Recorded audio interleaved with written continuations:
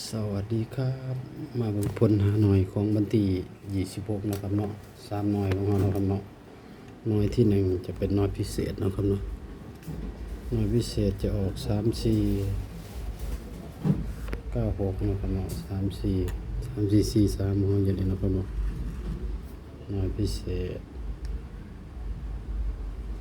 วันนี้หน่อยปกติออก53นะครับเนาะ0 8 5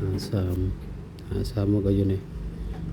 มันเองจะนอกวงจะน้อยเนาะ5 3 3 5ที่นี่บันน้อย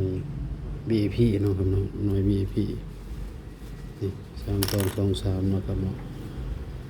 ถือว่ามา3หน่อยเนาะครับเนาะนี่หน่อยพิเศษนี่หน่อยปกติก็นี่เนาะครับเนาะ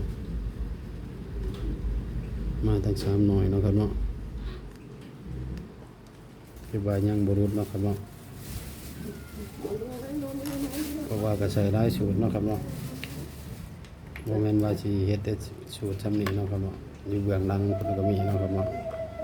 จังสิได้เด็กมาเนาะครับเนาะแล้วก็เด้อ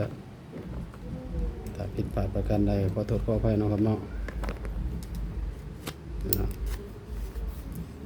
เราจะมาเอาสูตรนี้เนาะครับเนาะวันนี้อาจจะขึ้นมีเด็กสูงก็ได้เนาะ4 3 3 5 3 6 3 7 3 8เนาะครับเนาะ3 9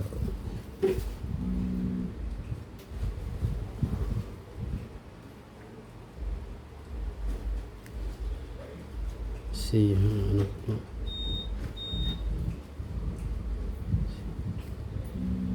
6 4เนาะครับเนาะ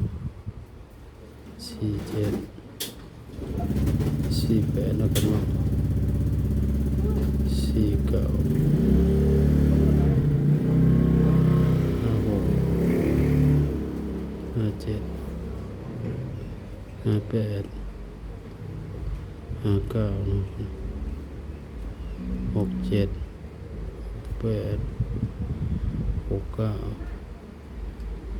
7 8เนาะครับเนาะ7 9 8 9เนาะครับเนาะมันเชิญที่3 4 5นะครับเนาะ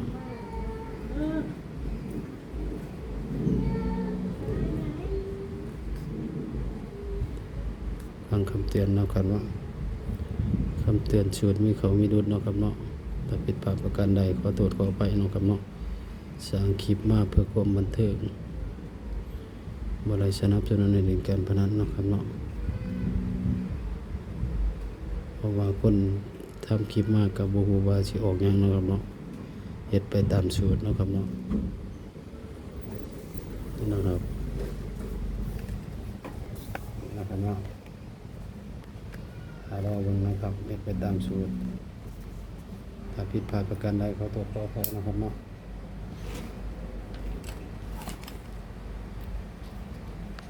คลิปนี้ก็จบไว้สำนี้นะครับเนาะฝากเบิ่งคลิปไปจบเด้อครับพอได้สะสมชั่วโมงเนาะครับเนาะ